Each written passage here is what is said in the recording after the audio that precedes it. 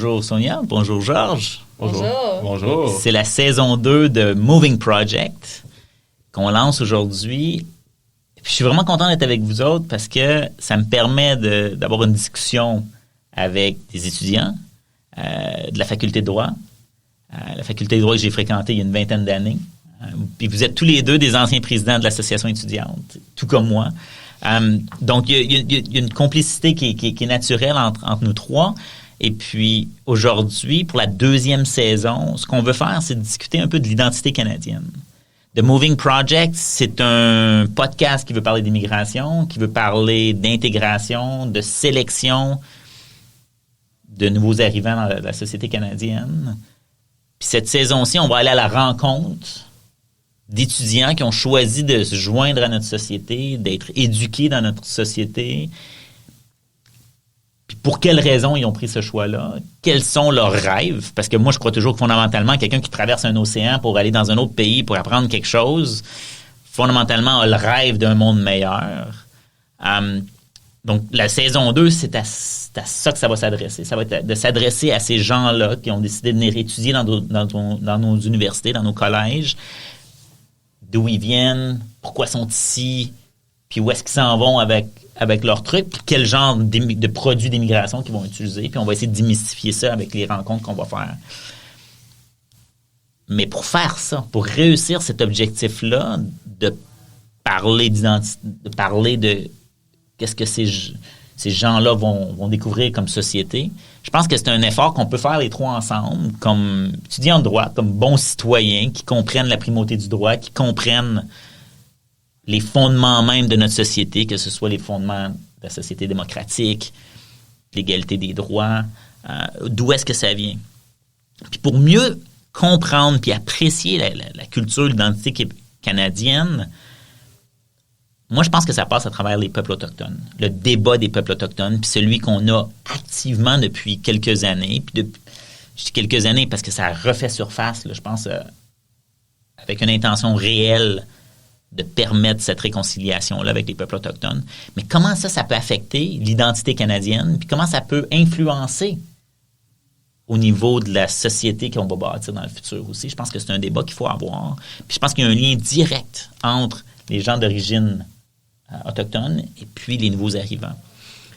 Si on parle de ma personne, moi, je me considère un peu comme un white dude. Là, quand j'ai la conversation sur les peuples autochtones, je suis pas trop confortable. C'est pas un débat facile parce que beaucoup vont dire, qu'est-ce que tu comprends là-dedans? Moi, si je regarde du côté de mon père, au niveau de mes ancêtres, on remonte à 13 générations sur le territoire canadien.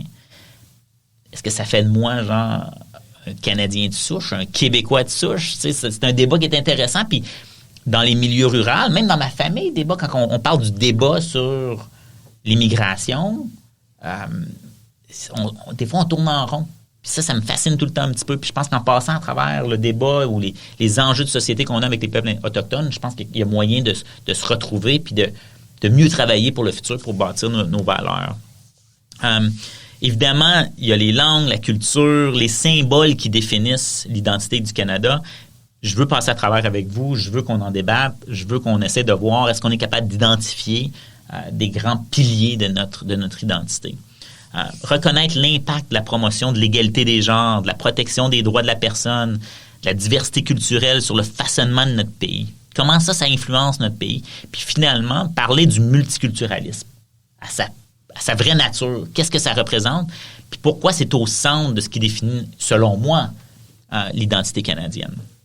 La question de savoir ce que cela signifie d'être Canadien, quelles sont les perspectives morales, politiques ou spirituelles que cela implique, a été difficile et très débattue dans notre société. Parce que cette diversité-là fait en sorte qu'on a plein d'aspects, plein de variables inconnues qui viennent faire ce mélange-là qui est extrêmement beau, puis comment on le définit pour avoir un plan de société pour pouvoir avancer plus rapidement. Et comment on le présente à nos nouveaux arrivants, cette identité-là, puis nos valeurs fondamentales. Certaines personnes considèrent que la question elle-même est au cœur de cette identité, comme je le disais. La principale raison étant que les Canadiens ne sont jamais parvenus à un consensus sur une conception unique et unifiée du pays. Selon certains observateurs, c'est parce que les divisions sociales fondamentales empêchent une telle conception de prendre forme. Premièrement, il y a la séparation entre les peuples autochtones et les colons européens et leurs descendants. Deuxièmement, il y a la séparation entre les fameuses deux solitudes. Ce terme se référait à l'origine aux colons d'ascendance française et britannique. Le fameux débat québécois-canadien ou anglais-français. Ce terme nous mène ensuite au troisième pilier, qui est, selon moi, le plus important de notre débat aujourd'hui et qui va nous permettre d'avancer plus rapidement. L'immigration importante, depuis la Seconde Guerre mondiale, a produit une société polyethnique. Certains considèrent cela comme incompatible avec une idée unifiée de notre pays. Mais je suis pas d'accord. Je pense que c'est au centre, justement, de notre identité, puis des outils qu'on s'est donnés pour pouvoir avoir une société plus juste, plus égalitaire, qui va être capable d'avancer dans le futur. Le Canada s'est donné comme objectif de recruter jusqu'à 500 000 nouvelles personnes par année. Ça, c'est 1,5 à 2 % de notre population. C'est énorme. Il y a très peu de pays dans le monde qui ont cette ambition-là. Puis comme j'explique souvent aux gens que je rencontre dans différents pays du monde en parlant d'immigration, puis pourquoi le Canada est le meilleur pays au monde, puis pourquoi le Canada, c'est une excellente place pour venir s'établir avec sa famille, puis emmener leur business, puis développer leur entreprise ici, c'est parce qu'on a cette capacité-là, puis on a ce problème-là qu'on doit résoudre, qui est d'avoir le deuxième plus grand pays au monde, avec une petite population de 38 millions d'habitants. Donc, c'est ce que je vais essayer de découvrir avec vous dans les prochaines minutes. Georges, parle-nous un peu de ton background. Où est-ce que tu te situes dans cette lignée-là de peuple immigrant, de diversité multiculturelle-là? Donc, premièrement, merci beaucoup pour l'invitation. Ce fut un énorme plaisir de participer pour la deuxième saison du Moving Project. Je suis Georges Monastiriakos. J'ai grandi dans la région de Montréal, à Laval, à Chomedey. Je suis d'origine grecque. J'ai été étudiant en droit. Maintenant, je suis candidat à la profession de droit. J'ai également fait un bac en Sciences Po avant cela. Je m'intéresse beaucoup à l'immigration, à la politique, aux débats sociétaux. Et j'ai hâte vraiment de parler des enjeux de l'immigration et du projet canadien avec vous. Excellent. Merci, Georges. Toi, Sonia, parle-nous un peu de toi. Là, comment tu te situes dans ce multiculturalisme-là? Bien, tout d'abord, merci pour cette invitation et c'est un plaisir d'ailleurs de retour pour la saison 2. Et je pense qu'aujourd'hui, le débat qu'on aura est un peu moins un débat, mais plutôt une discussion sur l'identité canadienne en général. C'est très important, non seulement pour la saison 2 qui s'en vient avec les étudiants avec qui on va parler, mais même pour expliquer un peu la saison 1, pourquoi on a mis autant d'emphase sur les programmes d'immigration d'entrepreneurs en général. Donc, je m'appelle Sonia, j'ai 22 ans. J'ai grandi sur la Rive-Sud de Montréal, de 2 parents d'origine différente. Maintenant, je suis en 4e année. Je fais 2 baccalauréats de façon simultanée. Je fais mon baccalauréat en droit civil et également en développement international. Et moi, vraiment, j'aime beaucoup les perspectives mondiales. J'ai vraiment une perspective sur le monde et surtout, étant moi-même le résultat de l'immigration, on pourrait dire, à cause de mes 2 parents, j'aime beaucoup parler d'immigration et de l'importance vraiment qu'elle a pour le Canada. Super. Merci, Sonia. Puis si j'ai bien compris, tu as des parents d'origine algérienne, une mère qui est ukrainienne. Exactement. Donc, mon père vient d'Algérie et ma mère vient d'Ukraine. C'est un mix, je dirais, que pas beaucoup de gens voient au Canada, mais c'est arrivé quand même assez souvent à cause de l'Union soviétique où est-ce que l'éducation était gratuite et ils offraient à plusieurs étudiants d'Afrique du Nord, du Moyen-Orient de venir. Donc, oui, fantastique. Puis aujourd'hui, on a une immigration qui est grandissante ouais. De l'Afrique. Puis c'est un continent qui va générer une immigration parce que c'est peut-être la population la plus en croissance la plus rapide présentement, le continent africain. Donc, je pense qu'on doit s'habituer à avoir une immigration grandissante en provenance de l'Afrique aussi. Donc, c'est intéressant d'avoir ta perspective familiale de ce côté-là. Un débat difficile, une discussion difficile. Je trouve que c'est une belle nuance que tu apportes, Sonia. comment on peut rallier l'effort canadien qu'on a mis au centre de nos valeurs de réconciliation avec les peuples autochtones puis le monde de l'immigration. Comment on présente ça? Je vais aller plus loin. Comment on présente ça, cette réconciliation-là, cet effort-là, qui, selon moi, n'a pas besoin de voir comme quelque chose qu'on a une honte quelconque. C'est des erreurs du passé desquelles on veut se libérer puis continuer d'avancer vers le futur.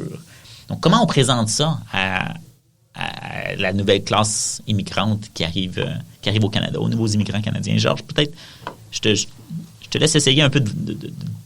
Je pense que c'est important de vraiment éduquer les nouveaux arrivants au Canada et de leur dire et de leur expliquer qu'il y avait des peuples autochtones ici au Canada avant l'établissement de l'État canadien en 1867. Ça, c'est très important de leur expliquer ça. Et c'est également important de leur dire qu'ils ont une partie dans cette conversation de la réconciliation au Canada, parce que même si c'est des erreurs du passé, l'État canadien a toujours beaucoup de travail à faire. Le peuple, on peut dire colon, ou les immigrants de deuxième ou troisième génération ont également leur partie à faire et leur mot à dire sur cela. Et c'est vraiment ça. Mm. Ouais. Non, c'est excellent. Comment tu vois cette perspective-là de pouvoir rallier la discussion sur la réconciliation avec les peuples autochtones? Sonia? En fait, moi, je trouve comment on nous apprend, nous, à l'école, comment traiter cette question sur les peuples autochtones au Canada, c'est de vraiment les laisser eux-mêmes nous dire leurs termes de la réconciliation et de ce qu'ils veulent en général. Donc, évidemment, pour moi, c'est toujours important d'écouter, mais je veux rebondir sur ce que George a dit. Évidemment, c'est très important, l'éducation, et de surtout rappeler aux gens qui viennent ici, parce qu'il y a beaucoup d'immigrants, et plus qu'on le pense, il y a des gens, on va dire, de première, deuxième génération qui disent « Ah ben moi, la question des peuples autochtones, ça me dérange pas, parce que c'était pas... Moi, je suis arrivée, ça fait 20 ans. C'est pas mon problème. » Il y a des gens qui disent ça, et c'est vrai. Ouais. Mais c'est une erreur de dire ça, parce que je pense que ce qui est le plus important dans cette question, c'est de reconnaître que les peuples autochtones, ce ne sont pas une classe à part. Ce ne sont pas des citoyens qui sont de deuxième classe, ou ce sont des Canadiens, tout comme nous. Et d'ailleurs, c'est même une raison pourquoi on devrait être fiers d'être Canadiens. Ouais. Parce qu'on est capable d'intégrer et de reconnaître l'importance des peuples autochtones et tout ce qu'ils ont apporté à notre pays et à nos communautés. Et c'est quelque chose d'unique qu'on a, mais c'est quelque chose aussi qu'on se doit de reconnaître et de traiter sur un pied d'égalité avec nous. On n'est pas différents à un point où est-ce que c'est pas us versus them. C'est nous tous ensemble, nous travaillons tous ensemble pour la réconciliation, et ça fait partie même du multiculturalisme en tant que tel. Oui, non, exactement. Exactement. Puis je pense que ton dernier point est probablement celui où je mettrais le plus d'emphase. C'est de dire que la relation qu'on a avec les peuples autochtones, elle doit être définie dans un multiculturalisme. Ils parlent une autre langue, ils ont une culture différente, mais le Chinois qui est nouvellement arrivé au Canada, qui veut permettre à sa famille de continuer d'avancer puis de développer il y a une forme, que ce soit que les Indiens qui vont vouloir contribuer à nos compagnies de technologie, il faut qu'on voit l'ensemble des cultures, incluant les peuples autochtones, de façon égalitaire. Il y a des erreurs du passé qui ont été faites, elles ont été reconnues. On l'a vu avec la visite du pape récemment. C'est des étapes qui sont fondamentales, qu'on doit continuer de faire. Mais est-ce qu'on peut avoir cette discussion-là de dire on est tous ensemble pour bâtir une société ensemble? On veut être inclusif. Puis je trouve que ça fait partie de nos valeurs qu'on essaie de développer. Et comment on réussit à faire des steps dans le futur pour vraiment permettre ça? Je pense que c'est comme ça qu'il faut présenter le débat, puis les générations à venir vont l'adopter dans cette perspective-là. Qu'on est tous des nouveaux immigrants, et puis qu'on a la capacité de travailler ensemble pour une meilleure société. Mais c'est vraiment des débats qui sont extrêmement sensibles, puis je comprends les caractéristiques, les nuances qui sont importantes, là. Je veux continuer de l'avant, puis c'est intéressant parce que là, on parle tous français. Un des piliers de la société canadienne, c'est le fait qu'on est un pays bilingue. C'est protégé par la Charte des droits et libertés. Il y a une province qui est le Québec, d'où on vient tous, les trois, qui a le droit de choisir ses propres immigrants. On va aller au Maghreb, par exemple, faire du recrutement au niveau des francophones. Le gouvernement actuel du Québec, la coalition Avenir Québec, veut avoir plus de francophones pour pouvoir protéger la langue francophone. Au fédéral, on répond, le français, c'est le rêve Trudeau, hein? De dire de son père, de son fils maintenant, de dire le français, c'est partout au pays. Il y a des communautés francophones partout au pays. Faisons de l'immigration canadienne en français. Comment on voit ça? Comment on présente ça sur la scène internationale? Puis comment on peut travailler ensemble? Est-ce que le Québec a le monopole du recrutement francophone? Comment ça fonctionne, ça, au Québec, au Canada? Je pense que c'est un bon rêve. C'est une bonne vision que le père Trudeau et maintenant le fils Trudeau ont quant à la francisation du pays, du Canada. Parce qu'à la fin de la journée, selon moi, le Québec, c'est une province francophone, mais le français doit être partout au Canada, selon moi. Et c'est une bonne initiative d'essayer d'attirer des immigrants francophones dans les autres régions du Canada parce que ça va permettre le français de s'épanouir partout dans notre pays. Oui. Donc, ça, c'est vraiment parce que le Canada, c'est le rêve du bilinguisme. C'est un pays de 38 millions de personnes et ça nous permet d'avoir ces liens culturels avec le reste du monde, que ce soit le monde anglophone ou la francophonie. Et donc, c'est ça que je pense et je pense que Sonia avait quelque chose à ajouter. J'ai toujours quelque chose à ajouter. Mais sur la question de la langue, moi, j'aime toujours utiliser l'exemple de mes parents parce que ils sont un peu il y a beaucoup de gens, d'ailleurs, qui les appellent les immigrants québécois modèles. Parce qu'ils sont arrivés ici et ma mère, elle ne parlait pas français. Mon père parlait français. Magnifique. Et d'ailleurs, la raison pourquoi il dit toujours ça, il dit il est venu au Québec parce qu'il voulait vivre l'Amérique en français. Okay. Et donc, c'est beau. C'est ça, c'est beau. Et ma mère, elle a appris le français lorsqu'elle est arrivée ici à 35 ans parce que pour elle, c'était très important d'apprendre le langage de la communauté, du peuple qui l'accueillait, et afin qu'elle puisse un peu s'intégrer. Et je pense que c'est quelque chose qui est très, très important en général, d'avoir cette attitude d'apprendre les langues du Canada, mais surtout le bilinguisme. Je pense que l'idée, d'ailleurs, que quand on avait parlé plus tôt, d'amener des immigrants francophones dans d'autres provinces du Canada, je pense que c'est quelque chose qui est très important aussi parce que malheureusement, et c'est peut-être un peu erratique, mais l'importance du français n'est pas soulignée autant qu'au Québec. Dans le sens que lorsque tu sors du Québec, souvent, à part, je dirais, le Nouveau-Brunswick, qui est la seule province bilingue. Les Franco-Ontariens vont pas t'aimer. Ouais, mais bien sûr, les Franco-Ontariens sont très importants et d'ailleurs, ils sont un pilier crucial de la francophonie en Ontario. Absolument. Mais on doit leur accorder plus d'importance. Ouais. Je trouve qu'ils sont éclipsés et que lorsqu'on va plus vers l'ouest, le français devient un peu effacé. Et folklorique, j'appellerais même. Oui, c'est ça. C'est une légende urbaine, mais c'est quelque chose, je pense, qui est très important et qui est d'ailleurs la seule chose qu'on est sûr sur l'identité canadienne, c'est qu'on a 2 langues officielles, le français et l'anglais. Ouais. Donc, c'est... Ouais. Et puis moi, je trouve ça important aussi qu'on se pose la question, est-ce que la sélection de candidats en français était si importante que le Québec veut le laisser croire? Est-ce qu'on pourrait se dire, comme politique d'immigration, travaillons sur la 2e génération? Hein? Un peu comme vous deux. Vous êtes un peu l'exemple parfait pour moi du succès de notre système d'immigration, de nos politiques d'immigration. La 2e génération, elle va parler français. On a la loi 101 au Québec qui fait en sorte que les enfants d'immigrants, ils apprennent le français dans nos écoles. Ça fait partie de notre société.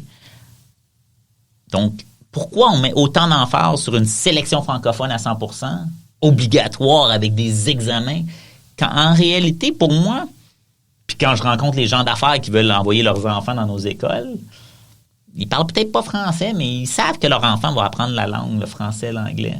Puis en plus, ils vont pouvoir conserver la langue d'origine. Je suis toujours impressionné quand je t'entends dire que tu parles 5 langues, Sonia. Toi, tu parles 3 langues. Ça fait partie de la diversité, ça aussi, d'être capable de parler plus qu'une langue. Si tu prends la perspective de Laval, par exemple... Ouais, à Laval, c'est un peu... Au moins à Chomedey, c'est vraiment une situation unique. Ouais. Moi, j'ai été éduqué en grec et français à l'école primaire. J'ai appris l'anglais également. Mm-hmm. Mais mes grands-parents, par exemple, eux, ils ont immigré ici au Canada en 1968 et ils ne parlent pas français ni anglais. Ouais. Parce que la communauté grecque a une telle présence. Et ça, je pense que c'est une faute de leur part. Ouais. Et c'est une des facettes de l'immigration qu'on doit vraiment, vraiment améliorer au Canada. Mm-hmm. Mais ceci étant dit, ils sont ici pour 54 ans et ils ne parlent pas français ni anglais parce qu'ils sont... Ouais, c'est vraiment une expérience canadienne unique. Ouais. Tu ne peux pas avoir cette expérience dans d'autres pays. Ouais. C'est vraiment, vraiment... Et pour moi, il faut vraiment améliorer de ce côté-là l'intégration. Parce que, comme tu as commencé cette discussion, c'est vraiment... L'immigration, le but, c'est la 2e génération, comme Sonia, comme moi. Ouais. Donc, les enfants vont apprendre l'anglais ou le français, tout dépendamment. Ouais. Donc, c'est vraiment, c'est ça. Puis il faut retourner, je pense, aux objectifs de l'immigration. L'objectif de l'immigration, c'est d'une part d'améliorer notre économie, d'avoir des travailleurs, puis qu'on puisse, l'entrepreneur qui s'en vient investir au Canada, avec sa famille, il n'a pas besoin de parler anglais ou français. Je pense que ça, à ce niveau-là, il va l'apprendre down the road, ou il va s'adapter, puis il va être capable de fonctionner. Puis je sais qu'il y a beaucoup de gens dans la société qui ne sont pas d'accord avec moi. Je pense que c'est une opinion qui n'est pas nécessairement majoritaire. Mais pour avoir côtoyé des gens à travers le monde avec leur vision des valeurs canadiennes, c'est le but de la saison 2 de Moving Project, c'est de rencontrer justement ces nouveaux immigrants-là, puis d'attraper un peu leurs rêves dès le début pour mieux comprendre comment ça s'expose dans le temps. Le fait qu'on puisse attirer ce qu'on a besoin maintenant pour notre économie est, selon moi, plus important que celui de la langue. Puis on l'oublie parfois, ça, un petit peu. Mais il en demeure pour moi que les politiques sont basées là-dessus, puis c'est sûr que quand on fait du recrutement, mais c'est important. Mais l'intégration, c'est toi qui disais, Georges, l'intégration est fondamentale. Il faut que ça fasse partie de nos objectifs prioritaires, genre de bien intégrer. Mais je pense qu'on a aussi quand on regarde le résultat de l'immigration canadienne, quand je le compare juste à nos cousins français, par exemple, je passe beaucoup de temps en France, les banlieues françaises, c'est un échec de société quand on y pense. Je pense que on a un modèle beaucoup plus nord-américain. Oui, il y a de la ghetterie. Il y a des ghettos qui existent au niveau des communautés culturelles. Mais à la fin de la journée, je pense qu'en termes de 2e génération, elle est de plus en plus intégrée dans l'ensemble de la société. Puis ça, c'est quelque chose qu'on peut être extrêmement fier d'avoir réussi. Puis il faut que ça devienne au cœur de notre continuité comme société, selon moi. Et je pense que, d'ailleurs, c'est quelque chose de très intéressant. Lorsqu'on regarde les centres urbains, donc on parle de Montréal, si on regarde l'exemple québécois, Montréal, Laval, plus particulièrement, où est-ce que je pense qu'on a une très grande majorité de la communauté immigrante au Québec qui va s'installer dans ces 2 endroits. Je pense que c'est je veux dire comme ça, une solution quand même assez simple à ce problème où est-ce que on a cette ghettoisation. C'est tout simplement d'ouvrir un peu les perspectives des nouveaux arrivants. Je vous donne un exemple. Personnellement, j'ai grandi sur la Rive-Sud, mais on peut considérer ça un peu la région aussi. J'ai grandi avec des gens j'avais le nom le plus spécial de toutes mes classes. À Gougou, c'était considéré vraiment incroyable comme nom. Ouais. Mais tout de même, je pense que c'est quelque chose qui quand j'y repense, j'ai vraiment bénéficié beaucoup de cela. Et mes parents également, parce qu'on a été capable de complètement s'intégrer dans dans la population québécoise, dans la société québécoise. Et si on ouvre un peu les perspectives des immigrants, et ça, d'ailleurs, c'est le rôle du gouvernement de faire ça, mais d'encourager les immigrants d'aller en région, Ouais. Où est-ce que d'ailleurs il y a une grande pénurie de main-d'œuvre en ce moment. Énorme, c'est vrai. Je pense que c'est une solution qui peut paraître quand même assez simple. C'est sûr qu'il y a des nuances, mais c'est vraiment une façon de les intégrer de façon très facile. Et de l'autre côté aussi, ça permet aussi d'un peu alléger cette peur de l'immigration qui semble toucher beaucoup de gens qui sont en région. Oui, oui. Puis on le réalise avec le gouvernement actuel au Québec, par exemple, où est-ce qu'il y a des initiatives qui sont prises pour encourager l'immigration en région. Puis je pense que ça, c'est quelque chose qu'on ne discute pas sur la scène internationale assez. Ouais, à tout le moins, est-ce que c'est pas que la promotion n'est pas faite de façon ouverte? Je pense que tu as raison. Les migrants moyens, c'est un phénomène mondial quand même, on va s'entendre, là, que de vivre dans les villes, c'est la bonne chose à faire. Ça fait partie des solutions au niveau environnemental, puis à plein de niveaux. Mais d'encourager les nouveaux immigrants qui ont les qualifications pour aller travailler en région, dans des usines, dans des industries qui sont plus régionales, c'est bon d'avoir des programmes qui l'encouragent. Je pense que ça, c'est le genre d'orientation qui va permettre de peupler le territoire canadien de façon plus proactive. Puis que ce ne soit pas juste une concentration à Toronto. Et évidemment, Toronto est la troisième plus grande agglomération en Amérique du Nord. C'est une mégapole qui va continuer de grandir avec plein de caractéristiques qui sont très canadiennes, avec la diversité qui la complète. Je pense que 50% de la population de Toronto n'est pas née au Canada, là. Donc, on parle quand même d'une population qui est extrêmement diversifiée et qui parle beaucoup plus de langues que juste l'anglais ou le français, là. Et qui représente une belle réflexion de notre succès en termes d'immigration et d'intégration quand même. Il faut le souligner. Vous êtes tous les deux étudiants en droit. J'ai le goût de vous challenger un petit peu ce matin. Est-ce qu'on peut parler des 7 droits et libertés de la personne qui définissent les Canadiens? Ils sont définis dans l'article 2 de la Charte canadienne. Quels sont-ils? Puis je pense que c'est important de le souligner parce que ça fait partie un petit peu de nos valeurs fondamentales, de qui est l'être humain. Parce que l'immigration, avant tout, ça passe par l'être humain. On émet un visa à un être humain pour pouvoir avoir la capacité de venir vivre ici. Mm-hmm. Donc, c'est quoi ces valeurs fondamentales-là qui définissent l'être humain? C'est au centre même. George. Sonia. Bien, évidemment, la liberté d'expression. Ouais. Ça, c'est définitivement... je dirais même, c'est l'une des plus grandes forces du Canada. On pense... il y a beaucoup de gens ici qui prennent ça pour acquis, mais dans plusieurs pays, ce n'est pas le cas. Que c'est pas le cas, c'est pas le cas, la liberté d'expression. Ouais. Également, l'égalité. Juste en général, tout le monde est égal. Tout le monde est égal devant la loi également. C'est une chose, je pense, qui est très important aussi. Pour la primauté du droit. Oui, la primauté du droit. Pour la primauté du droit, la capacité de l'être humain, de la personne, d'avoir la conscience, puis la certitude que les institutions vont protéger ces droits-là est extrêmement importante. Ce qui n'existe pas nécessairement dans un pays autoritaire, par exemple, où est-ce qu'il y a certaines libertés qui ne sont pas présentes. Je pense que la liberté de religion est importante quand on parle d'immigration. Hein? La liberté de croyance en ce qu'on est, puis en ce qu'on veut croire en termes de force supérieure. Liberté d'opinion que tu as mentionné, c'est super important. La liberté d'expression que tu as mentionné aussi. Un débat qu'on a eu récemment, puis c'est intéressant au niveau juridique, parce que la liberté de réunion pacifique, la liberté d'association versus la liberté de conscience, puis la liberté de mouvement, dans tout le débat qui a fait les manchettes internationales, puis qu'on avait l'air d'un pays neutralisé, genre avec les camionneurs, le convoi des camionneurs pour la liberté, le simple nom a une certaine forme de paradoxe et d'ironie.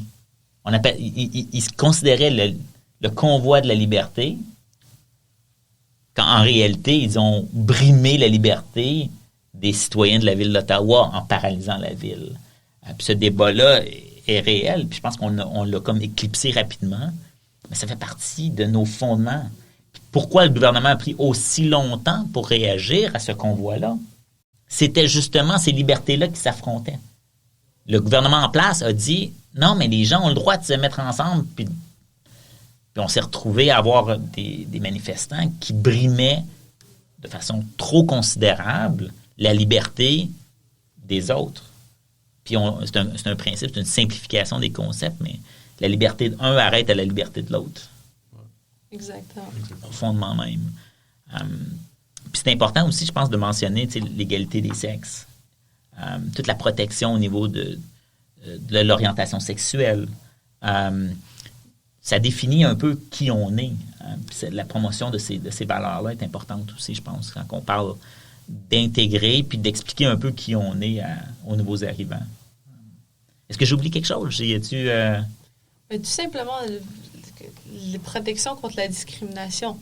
Ouais. On ne peut pas se faire discriminer sous des prétextes, que ce soit la couleur de ta peau, ton nom de famille, tes origines nationales ou ethniques, tes croyances, ta religion, et j'en passe, là, excusez-moi, ton orientation sexuelle. Donc, c'est vraiment, ça, je pense que c'est l'une des plus grandes forces du Canada.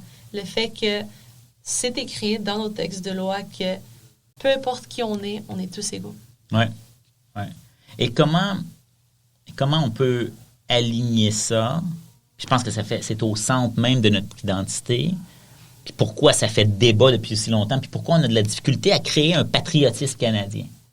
Moi, ce que j'aimerais voir avant tout dans mon travail d'immigration, c'est qu'une fois que les immigrants arrivent ici, que l'intégration soit totalement forte,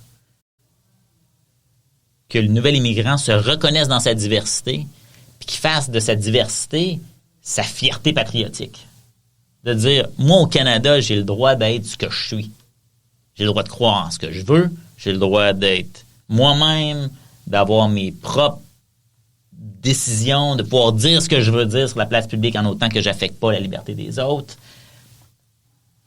Comment on met au centre de notre identité, peut-être que ce l'est déjà, mais comment on l'amplifie, comment on en fait la promotion à l'étranger de cette diversité-là qui est au centre de notre identité. Et comment on l'utilise pour, justement, faire la promotion du Canada comme une des meilleures places au monde pour vivre.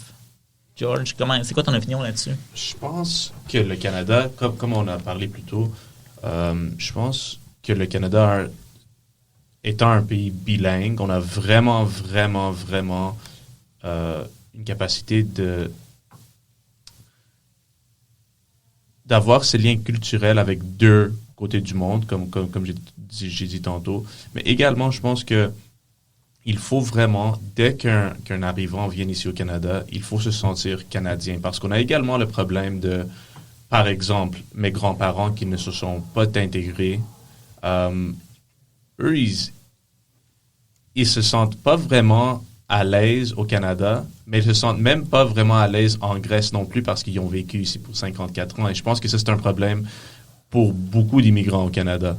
Mais je pense, en général, l'identité canadienne, on pourrait avoir les plus grands philosophes et intellectuels du pays et je pense pas qu'on serait en mesure d'avoir un consensus sur exactement ce que c'est. Mais je pense qu'en général, le multiculturalisme est au milieu de l'identité canadienne en tant que telle, que, par exemple, les trois, on est ici, les trois, on est tellement des histoires différentes, nos parents, nos grands-parents, nos familles, on a des origines différentes, mais il y a une chose qui nous ramène ensemble, qui nous rassemble, c'est le fait que nous sommes Canadiens. Et même si c'est seulement un passeport qui nous rassemble, c'est quand même le fait que nous sommes Canadiens qui nous rassemble tous ici. Et je pense que l'une des façons que l'on peut... Mais d'abord, même les statistiques le disent. Donc, les statistiques le disent que le Canada a la meilleure qualité de vie au monde. Donc, ça, c'est bon pour nous. Au moins, on a ça de notre côté. Mais je pense une autre façon aussi vraiment d'encourager les gens de venir au Canada, c'est tout simplement de leur dire que au Canada, on accepte tout le monde.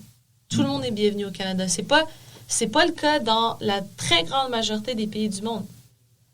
Mais au Canada, notre plus grande force, c'est nos différences.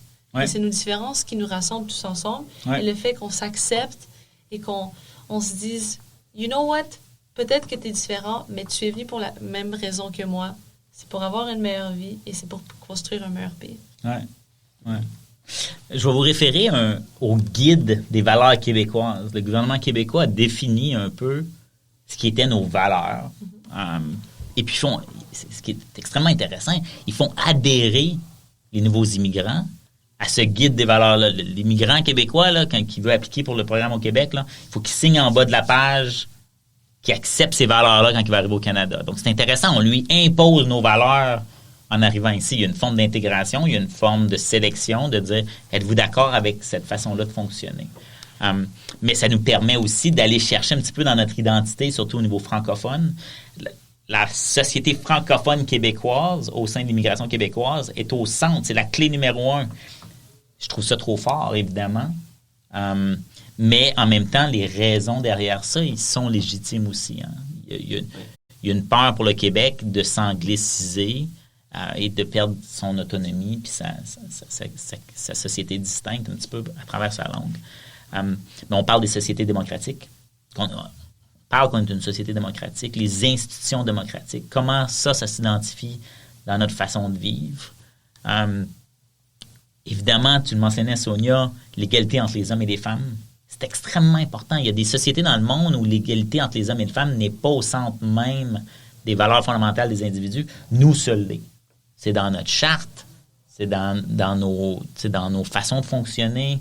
La protection de l'égalité entre les hommes et les femmes est extrêmement importante pour la société canadienne. Et je pense que ça, c'est important aussi de le définir et de le mentionner. Évidemment, les droits et libertés de la personne, on a défini plus tôt. Le droit à la vie privée, par exemple, à l'intégrité de la personne. Le droit à son espace privé.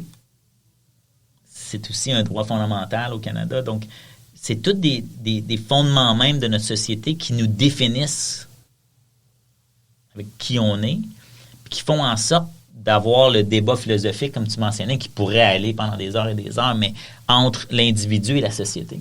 Et comment on interagit ensemble, puis comment en apportant d'autres cultures, on est capable d'avoir ces fondements-là, qui sont un peu, selon moi, les valeurs universelles des Nations Unies, si on veut. Hein? C'est des valeurs dont on fait la promotion, les Nations Unies, et que le Canada a décidé de porter haut et fort comme projet de société. Donc ça c'est vraiment intéressant. Puis après ça, tu as tout le système judiciaire qui est un pilier de nos institutions démocratiques. Puis comme étudiant en droit, on ne peut pas l'ignorer. Puis dans le fonctionnement du système d'immigration, c'est important que les organes, le gouvernement, les tribunaux reconnaissent ces fondements-là. Parce que l'immigration, il ne faut pas l'oublier, c'est pas un droit. C'est un privilège. Mm-hmm. Ça, c'était dit et redit par la Cour fédérale. Mais moi, je pense que c'est important aussi. Puis la clé finale, qui est toujours soulignée par le gouvernement du Québec en matière de sélection des migrants puis en matière d'intégration, c'est le fait que l'État est laïque. Le Québec est une société laïque. Le Canada est une société laïque. Et donc, le respect de croire en ce qu'on veut est possible. Mais l'État, lui, est détaché de cette partie laïque-là. Donc, comment vous voyez ça? Tu sais, veut pas, quand on fait de l'immigration internationale, on a des musulmans, on peut avoir des Chinois qui ont plus ou moins de religion, qui ont essayé de valeur. Comment ça s'intègre, ça, l'aspect laïque versus la capacité de vivre sa religion? Je serais curieux de vous entendre sur ça. Je pense, selon moi, que c'est vraiment dans les États laïques qu'on peut laisser au monde croire et faire ce qu'ils veulent tant qu'ils ne dérangent pas leurs voisins, leurs concitoyens. Ouais. C'est exactement ça. Ouais. Moi, je suis chrétien, mais on croit dans ce qu'on veut, mais on n'impose pas nos valeurs ou nos croyances l'un sur les autres. Ouais. Et l'État n'a aucune place quant à les croyances, selon moi, dans une société démocratique, laïque. Et ça, c'est très important de expliquer ça aux nouveaux arrivants. Oui, c'est très important. Et ça va dans les autres strates des droits fondamentaux aussi, en termes de ce qu'on veut faire la promotion. Ouais. Non, je trouve ça super important, puis c'est intéressant ce que tu dis, parce que c'est vraiment les fondements même de ce qu'on a comme société, puis de l'identité qu'on se donne. Puis comment on peut mettre au centre de notre société cette capacité-là d'offrir un filet social, parce que l'intégrité des individus, la dignité des individus passe à travers une certaine forme de filet social, que ce soit l'éducation pour tous, que ce soit un système de santé qui est gratuit, d'avoir des soins gratuitement. On l'a vu à travers la COVID, c'était rocambolesque comme expérience parce que notre système de santé était fragile. À la fin de la journée, les gens se font traiter gratuitement. Puis ça, c'est quand même un cadeau extrême que plusieurs pays du monde n'ont pas. Puis les gens viennent ici pour ça. Puis ensuite, moi, ce que je veux qu'on apporte au débat, parce que l'immigrant qui arrive ici puis qui dit « Moi, je vais traverser un océan », ou les réfugiés qui ont traversé des frontières d'un pays en guerre vers 2-3 pays plus loin, puis qui ont fait l'effort de déménager, puis de laisser derrière leur ancienne vie pour en bâtir une nouvelle ici. Il faut offrir à ces gens-là les opportunités de travailler, les opportunités de lancer leurs affaires. Je trouve qu'on n'a pas assez dans notre système d'immigration d'immigration économique qui fait la promotion des entrepreneurs. Les immigrants, c'est prouvé, là. C'est des entrepreneurs. On peut regarder des gens comme Elon Musk, les grands entrepreneurs, Steve Jobs, du côté américain, du côté québécois. On en a plein des exemples de nouveaux immigrants qui ont fait prospérer le Québec, qui ont fait prospérer le Canada. Quand on regarde dans nos grands entrepreneurs, c'est la même chose qu'on va retrouver. C'est des immigrants qui font avancer l'économie, qui permettent la création d'emplois. Moi, je pense qu'il faut le mettre à l'avant-scène de notre sélection d'immigrants.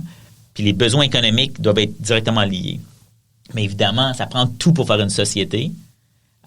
Puis évidemment, si on peut recruter à tous les niveaux de la société, on va avoir une capacité d'avoir une société plus homogène. Puis peut-être que je vais vous lancer cette question-là pour finir notre discussion sur la diversité puis les valeurs canadiennes. Est-ce que vous considérez la société canadienne, la société québécoise comme homogène? Selon moi, je pense que la société québécoise est la plus homogène dans tout le Canada, selon moi. C'est une question de langue, c'est une question de la façon qu'ils intègrent les immigrants dans la société. Mais je ne pense pas que la population canadienne est nécessairement homogène. Je pense que c'est un multiculturalisme et une diversité qui essaie de devenir de plus en plus inclusif, mais on trouve toujours ces petites lacunes, on trouve ces petites populations qui ne se sentent pas intégrées ou qui ne se sentent pas partie du projet national canadien. Et donc, c'est vraiment... C'est une vision qu'on a. À la fin de la journée, c'est nous, les Canadiens, qui bâtissent le Canada, et le Canada sera ce qu'on construit aujourd'hui. Oui. Bâtir sur du construit. Exactement. Ça, c'est très fort. Ouais. Ouais. Merci, Georges. C'est bon. Sonia, le mot de la fin. Pour répondre à la question ou pour simplement... Non, vas-y pour répondre à la question. Je pense que du côté, évidemment, de nos cultures, les Canadiens et Canadiennes viennent à travers le monde au complet. On a une grande communauté asiatique, on a des Africains, on a même une communauté de l'Amérique latine, et même entre eux, ils sont différents aussi. Ouais.